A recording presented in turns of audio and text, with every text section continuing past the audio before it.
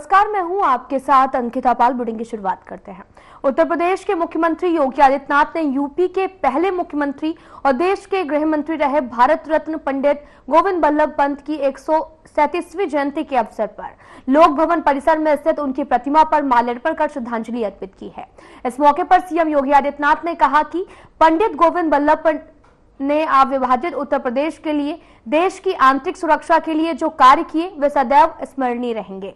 उत्तर प्रदेश में विकास के कार्यों की आधारशिला रखने के लिए भारत के ऐसे महान सपूत की स्मृतियों को नमन करते हुए उनकी पावन जयंती पर प्रदेश सरकार और प्रदेश की जनता की ओर से विनम्र श्रद्धांजलि अर्पित की।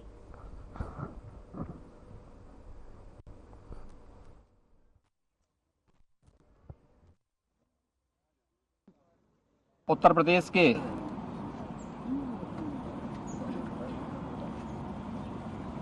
प्रथम मुख्यमंत्री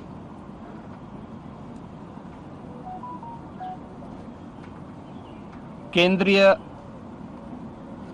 गृह मंत्री के रूप में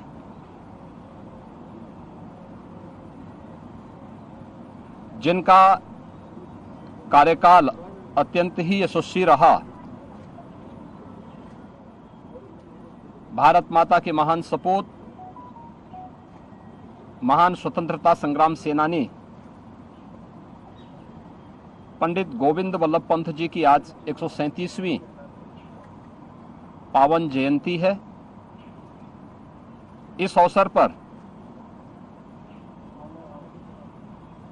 मैं प्रदेश सरकार की ओर से और प्रदेश की जनता की ओर से भारत माता के इस महान सपूत की स्मृतियों को नमन करते हुए उन्हें विनम्र श्रद्धांजलि अर्पित करता हूं। पंडित गोविंद बल्लभ पंत एक महान स्वतंत्रता संग्राम सेनानी थे। राष्ट्रपिता महात्मा गांधी के आह्वान पर उन्होंने अपनी अच्छी खासी प्रैक्टिस छोड़ करके वे आज़ादी के आंदोलन के साथ जुड़े थे। आंदोलनों में भाग लिया, जेल की यातना सही, लेकिन आज़ादी के उस आंदोलन से कभी विचलित नहीं हुए। और यही कारण था कि आज़ादी के आंदोलन के दौरान उनके द्वारा किए गए योगदान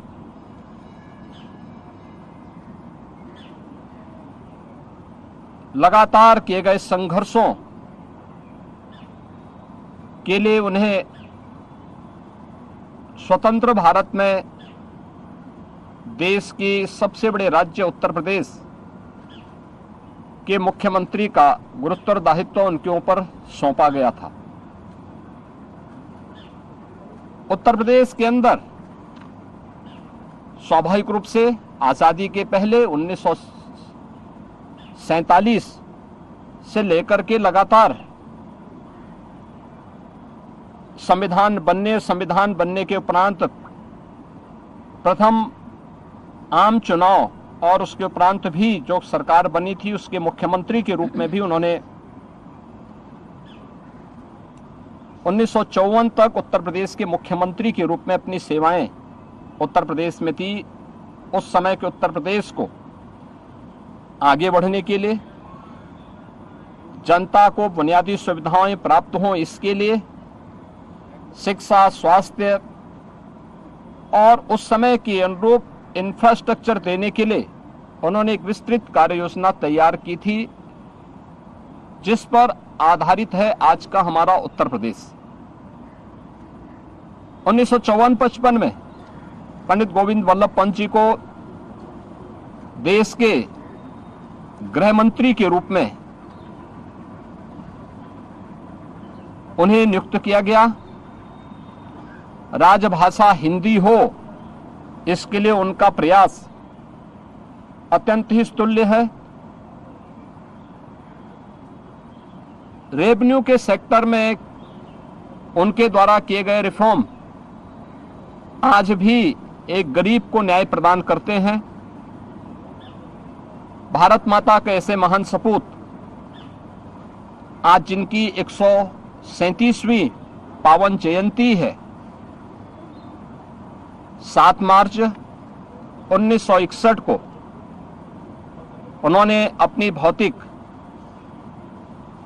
यात्रा को संपन्न करते हुए उनका निधन हुआ। पंडित गोविंद बल्लभ पंत जी का अविभाजित उत्तर प्रदेश के लिए और भारत की आंतरिक सुरक्षा के लिए किए गए कार्य सदैव स्मरणीय रहेंगे। मैं इस अवसर पर पंडित गोविंद बल्लभ पंत जी को उनकी पावन जयंती के अवसर पर उनकी स्मृतियों को नमन करते हुए उनके द्वारा किए गए उत्तर प्रदेश के विकास के कार्यों को की आधारशिला रखने के लिए विनम्र श्रद्धांजलि अर्पित करता हूं। धन्यवाद। जय हिंद। केंद्रीय गृह मंत्री अमित शाह ने नई दिल्ली में, आपको बताते चले कि I4C के पहले स्थापना दिवस को संबोधित किया है और केंद्रीय गृह मंत्री अमित शाह ने भारतीय साइबर अपराध समन्वय केंद्र के पहले स्थापना दिवस समारोह में हिस्सा लिया और साइबर अपराध की रोकथाम के लिए प्रमुख पहलुओं की शुरुआत की है। उन्होंने कहा कि I4C की जब स्थापना की गई थी तो इसकी शुरुआत एक विचार के आधार पर की गई थी और आज पीछे मुड़कर देखते हैं तो 2015 से लेकर 2024 तक की यात्रा विचार पहल में परिवर्तित हुई और ये साइबर सुरक्षा में बहुत बड़ा स्तंभ बनने की दिशा में आगे बढ़ा है और ये बहुत ही बड़ी उपलब्धि है और हम सभी जानते हैं कि साइबर सुरक्षा के बिना देश का विकास इस समय असंभव है। ये तकनीक मानव जीवन के लिए आशीर्वाद साबित होती है जिसका बहुत बड़ा उपयोग हो रहा है, लेकिन इसके साथ ही तकनीकी से भी कई सारे खतरे भी हो रहे हैं। इसलिए साइबर सुरक्षा सिर्फ डिजिटल तक सीमित नहीं है, यह राष्ट्रीय सुरक्षा का अहम पहलू भी बन गया है। I4C के प्रथम स्थापना दिवस समारोह में मेरे साथ मंच पर उपस्थित श्रीमान बंडी संजय कुमार जी, श्री गोविंद मोहन जी, श्री तपन कुमार डेका जी, सुश्री शिवगामी सुंदरी नंदा जी, अभिजीत सिन्हा जी, राजेश कुमार जी और देश भर से इस सभागार में और ऑनलाइन जुड़े हुए सभी स्टेक होल्डर्स जो नरेंद्र मोदी जी की पहल पर सेफ साइबर स्पेस बनाने के अभियान में जुड़े हैं, वो सभी का इस मौके पर मैं हृदय से स्वागत करता हूं। भाइयों बहनों, जब I4C की स्थापना की गई तो जैसे आगे बताया गया, एक विचार के आधार पर इसकी शुरुआत हुई और वो विचार देश की जरूरियातों को देखते हुए एक टोली ने विचार के बीज के रूप में इसको रोपने का काम किया था। और मैं इतना निश्चित कह सकता हूं कि आज पीछे मुड़कर देखते हैं तो 2015 से 2024 9 साल की यात्रा विचार इनिशिएटिव में परिवर्तित हुआ, इनिशिएटिव इंस्टीट्यूशन में परिवर्तित हुआ और आज धीरे धीरे हमारी सेफ साइबर का ये बहुत बड़ा स्तंभ बनने की दिशा में आगे बढ़ रहा है। ये बहुत बड़ा अचीवमेंट I4C का है, इसलिए मैं पूरी टीम को बहुत बहुत बधाई और साधुवाद देना चाहता हूं। मित्रों, हम सभी जानते हैं साइबर सुरक्षा के बगैर देश का विकास इस समय में असंभव है। टेक्नोलॉजी एक दृष्टि से मानव जीवन के लिए आशीर्वाद साबित होती है। कई सारे नए इनिशिएटिव जो हर व्यक्ति को सक्षम बनाने के लिए, चाहे आर्थिक रूप से हो, सामाजिक रूप से हो या आत्मसम्मान की सुरक्षा की दृष्टि से हो, टेक्नोलॉजी का बहुत बड़ा उपयोग हो रहा है। बिजनेस के अंदर और इकोनॉमी को बढ़ावा देने के लिए भी टेक्नोलॉजी का बहुत बड़ा उपयोग हो रहा है। परंतु इसके साथ साथ टेक्नोलॉजी से कई सारे खतरे भी आज सृजित होते हुए दिखाई पड़े हैं। इसलिए मैं मानता हूं कि साइबर सुरक्षा अब केवल डिजिटल दुनिया तक ही सीमित नहीं है। साइबर सुरक्षा राष्ट्रीय सुरक्षा का एक अहम पहलू बन गया है, जिसके बगैर हमारी राष्ट्र की सुरक्षा भी करना असंभव है। इसलिए I4C जैसे प्लेटफॉर्म्स इसमें बहुत बड़ा योगदान कर सकते हैं। आज ये I4C को अपना ध्येय वाक्य और उनके उद्घोष पत्र को भी यहां एक प्रकार से इंट्रोड्यूस किया गया है। सवीर्यम करवावहे का ये जो उपनिषदों का मंत्र है, वो मंत्र एक साथ काम करने के लिए, एक साथ समान उद्देश्य के काम करने के लिए, एक रास्ते पर चलने के लिए और एक साथ सफलता प्राप्त करने के लिए प्रयत्नशील रहने के लिए, इससे बड़ा कोई वाक्य हो नहीं सकता। और मैं मानता हूं कि आज का दिन I4C के लिए बहुत महत्वपूर्ण दिन है। और मेरा I4C की टीम से आग्रह भी रहेगा कि हर स्थापना दिन पर आप इसी तरह से सभी स्टेक होल्डर्स के साथ मिलकर जागरूकता, समन्वय और साझे प्रयास के इस अभियान को चालू रखें, क्योंकि एक ऐसा काम है जो आपके जिम्मे किया गया है, जिसमें समन्वय के बगैर कुछ हो नहीं सकता। कोई एक संस्था, कोई एक इंस्टीट्यूशन साइबर स्पेस को सुरक्षित करने में सफल हो ही नहीं सकती। वो तभी हो सकता है जब अनेक प्रकार के स्टेक होल्डर इसके साथ एक ही प्लेटफॉर्म पर आकर एक ही डिजाइन के तहत एक ही रास्ते पर आगे बढ़ने का काम करें। और आज ये प्रयास जो है वो बड़ा अभिनंदनीय प्रयास है। आज ही 4 प्रमुख साइबर प्लेटफॉर्म का शुभारंभ किया गया है। Cyber fraud mitigation centre Modi ji की एक परिकल्पना थी। साइबर कमांडो का शुभारंभ, समन्वय प्लेटफॉर्म का शुभारंभ और सस्पेक्ट रजिस्ट्री इसका शुभारंभ। मैं सस्पेक्ट रजिस्ट्री पर जरूर बात ज्यादा करना चाहूंगा, क्योंकि हमारे यहां इतने बड़े देश में और जबकि हमारे संविधान ने एक प्रकार से कानून और व्यवस्था को राज्य का मुद्दा माना है, तब साइबर सस्पेक्ट रजिस्ट्री हर राज्य के पास अलग अलग साइलोज में पड़ी रहे तो इससे हमारा काम नहीं होता, क्योंकि राज्यों की तो सीमा है। अगर राज्य साइबर सस्पेक्ट रजिस्ट्री बनाएंगे तो इसकी भी सीमा अपने आप हो जाएगी, मगर साइबर अपराधियों की कोई सीमा नहीं है। वो अंतर्राष्ट्रीय स्तर पर भी अपराध करते हैं, राष्ट्रीय स्तर पर भी करते हैं, राज्य के स्तर पर भी करते हैं। इसलिए समय की एक मांग थी कि सस्पेक्ट रजिस्ट्री बनाई जाए, राष्ट्रीय स्तर पर बनाई जाए और सभी राज्यों को इसके साथ जोड़ा जाए। एक साझा मंच ये अपराध के सामने लड़ने के लिए शुरू किया जाए। मैं मानता हूं इससे आने वाले दिनों में अपराध की रोकथाम में हमें बहुत बड़ा फायदा मिलने वाला है। मित्रों, 10 सितंबर से I4C देश व्यापी एक जन जागरूकता अभियान भी आरंभ कर रहा है।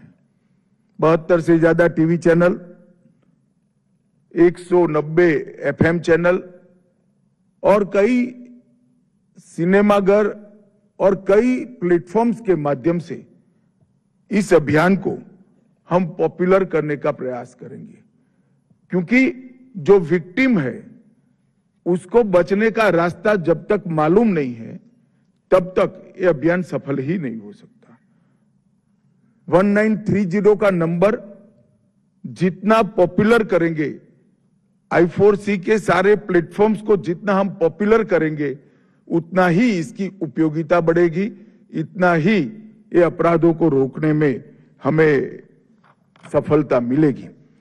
और मैं आज इस मौके पर सभी राज्य सरकारों को भी अपील करना चाहता हूं कि अभियान के साथ सभी राज्य सरकारें भी अपने आप को जोड़ें, अभियान को गति दें और गांव-गांव, शहर-शहर तक जागरूकता फैलाने में ये अभियान को सफल बनाएं। आज साइबर फ्रॉड मिटिगेशन सेंटर का भी उद्घाटन हुआ है। Bank, financial institutions, telecom company, internet service provider और पुलिस एजेंसी, ये सबको एक प्लेटफॉर्म पर लेकर ये CFMC का जो विचार रखा गया है, मुझे लगता है ये आने वाले दिनों में बहुत प्रमुख प्लेटफॉर्म साइबर अपराध की रोकथाम के लिए बनेगा। परंतु मैं I4C को इतना भी कहना चाहता हूं कि जो अलग अलग डेटा आता है और साइबर फ्रॉड मिटिगेशन सेंटर को एक और काम भी देना चाहिए, AI का उपयोग कर इसके अंदर से एमओ को आइडेंटिफाई कर इसकी रोकथाम के नए तरीके भी हम करें। जैसा आगे बताया, साइबर कमांडो परियोजना का शुभारंभ हुआ है।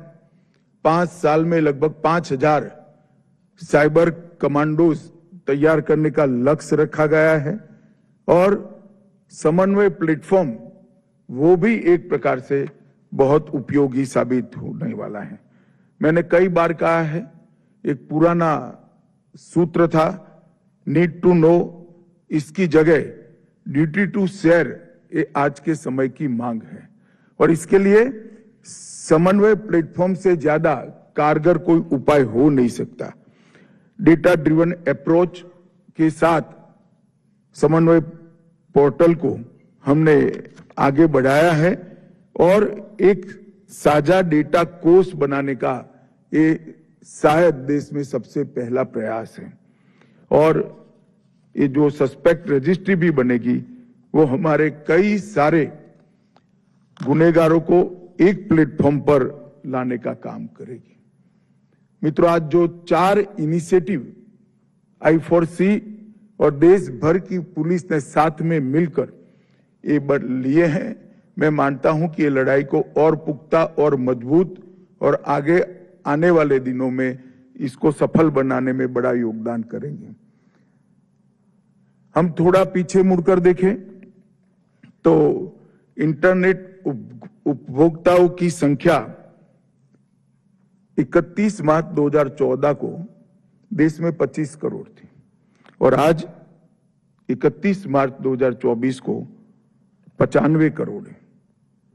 और जैसे डाउनलोड स्पीड बढ़ी है, कॉस्ट कम हुई है, इसके कारण डेटा की खपत में भी बहुत बड़ा बढ़ोतरी हुई। पहले औसत 0.26 GB था, आज 20.27 GB, लगभग 78 गुना बढ़ोतरी हुई है। और कई सारे डिजिटल इंडिया हमारा जो इनिशिएटिव है, इसके कारण देश में कई सारी सर्विसेज ऑनलाइन हुई है। 35 करोड़ जनधन खाते, 36 करोड़ रुपए डेबिट कार्ड, 2024 में एक UPI के ट्रांजैक्शन को ही ले ले तो 20,64,000 करोड़ के रकम का लेन देन हमने डिजिटली किया है और 46% विश्व का डिजिटल ट्रांजैक्शन का वॉल्यूम आज भारत में हो रहा है। मैं ये इसलिए बता रहा हूं कि एक प्रकार से सिद्धि है कि दुनिया में आधे डिजिटल ट्रांजैक्शन भारत में हो रहे, मगर एक प्रकार से हमारे काम का व्याप भी बताता है। जब डिजिटल अकाउंट्स बढ़ते हैं, डिजिटल ट्रांजैक्शन बढ़ते हैं, तो डिजिटल फ्रॉड की सुरक्षा की रिक्वायरमेंट भी बहुत बढ़ जाती है। हमें इसके प्रति जागरूक रहना है। न केवल डिजिटल ट्रांजैक्शन, 2014 में 600 पंचायतें नेट से जुड़ी थी, आज 2,13,000 पंचायतें जुड़ी हैं और हमारा लक्ष्य है कि इससे नीचे भी हम इसको पहुंचाएंगे। 7 lakh kilometre optical fibre cable बिछाई गई। ये मैं आंकड़े इस सभी लोगों को इसलिए बताना चाहता हूं कि हमारा काम कितना चुनौतीपूर्ण है, ये हमारे संज्ञान में होना चाहिए। जब डिजिटल ट्रांजैक्शन और डिजिटली डेटा का उपयोग इतना व्यापक मात्रा में बढ़ रहा है, तब साइबर फ्रॉड से इसको सुरक्षित करने की जिम्मेदारी भी हमारी बहुत बड़ी हो जाती है। साइबर अपराधियों द्वारा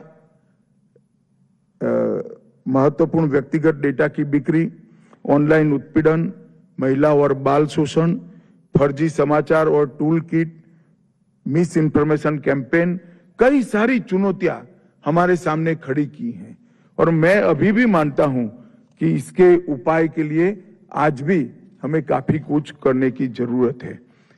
हमने जो 3 कानून संसद में इंट्रोड्यूस किए, भारतीय न्याय संहिता, भारतीय नागरिक सुरक्षा संहिता और भारतीय साक्ष्य अधिनियम, ये तीनों कानूनों में हमारे देश को साइबर की दृष्टि से सुरक्षित करने के लिए पूरे कानूनी इंतजाम हमने 3 कानूनों के अंदर कर दिए हैं। कई सारे टेक्नोलॉजी ड्रिवन इनिशिएटिव भी इसको कानूनी जामा पहनाने का हमने काम किया है और इन्वेस्टिगेशन साइंटिफिक पद्धति पर हो और क्वालिटी ऑफ इन्वेस्टिगेशन में सुधार आए, इसके लिए भी हमने ढेर सारे काम किए हैं। मैं मानता हूं कि हमारे लक्ष्य को इससे बहुत बड़ी मदद मिलने वाली है। मित्रों, I4C ये 9 साल की उसकी यात्रा में और एक दृष्टि से गृह मंत्रालय का अधिकृत हिस्सा बनने के बाद 1 साल की कम आयु में बहुत अच्छा काम किया है, परंतु हमारी जरूरियात आप लोगों को आराम करने की परमिशन नहीं देती है। हमारी रिक्वायरमेंट बहुत बड़ी है। अनेक प्रकार के फ्रॉड, नए नए प्रकार और नए नए प्रकार के फ्रॉड का इजाद छोटे छोटे बच्चे भी करने लगे हैं। हमने हमारी फैलाव भी जल्दी करना पड़ेगा, विश्लेषण भी अपराधों का बहुत सटीक तरीके से करना पड़ेगा और विश्लेषण के आधार पर इसकी रोकथाम की प्रक्रिया को भी निरंतर इस पर सोचकर हमें आगे बढ़ना पड़ेगा। I4C की सबसे बड़ी उपलब्धि हमारा 1930 राष्ट्रीय हेल्पलाइन नंबर है और मैं मानता हूं कि इसको पॉपुलर करने की जिम्मेदारी सभी राज्य सरकारों की और सभी स्टेक होल्डर्स की है। क्या 1930 हेल्पलाइन को पॉपुलर करने के लिए हम एक पखवाड़ा आयोजित कर सकते हैं क्या?